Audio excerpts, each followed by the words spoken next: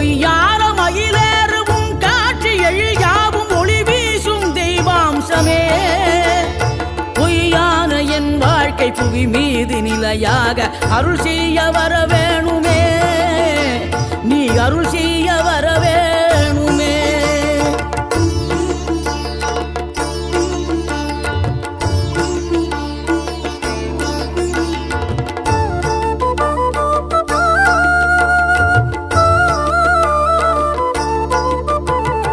இகழ்தலையும் புகழ்தலையும் ஒரு முகமாய் கருதும்படி செவி உரைத்த முத்து குமரன்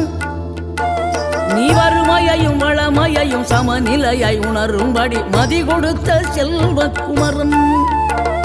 தடை 100 வந்தாலும் செயல் வெற்றியாக்கி தரும் தாராள குணம் கொண்டவன்